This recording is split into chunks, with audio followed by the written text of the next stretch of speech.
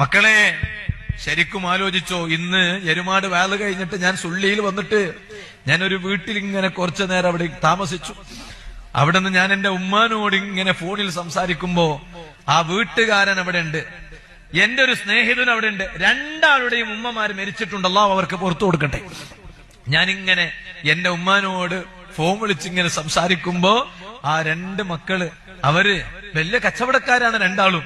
അവരെന്നോട് പറഞ്ഞു, മിണ്ടി ഉസ്താദേ, എത്ര കിട്ടുന്ന അത്ര ഉമ്മാനോട് മിണ്ടി. ഞങ്ങൾക്കും ഇപ്പൊ തോന്നുന്നുണ്ട് ഉമ്മനോട് മിണ്ടണോന്ന്, പക്ഷെ കഴിയണില്ല.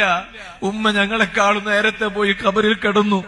ഇനി ആ ഉമ്മാക്ക് ഫോൺ വിളിച്ചാ കിട്ടൂലല്ലോ. നിങ്ങളൊന്ന് ആലോചിച്ചു നോക്ക്. ഇപ്പോഴും ഞാൻ ഈ സ്റ്റേജിലോട്ട് കയറി വരുമ്പോ ഉമ്മാന്റെ മിസ് കോൾ വന്നു. ഉടനെ ഞാൻ അങ്ങോട്ട് വിളിച്ചു. അവരോട് സംസാരിച്ചിട്ട് മതി ഞങ്ങൾക്ക് സ്റ്റേജിൽ കയറാൻ. ചെറുപ്പക്കാരാ, ഇപ്പോഴും ഞാനൊരു വാക്ക് പറയട്ടെ നിന്നോട്, നീ കേൾക്കുമെങ്കിൽ.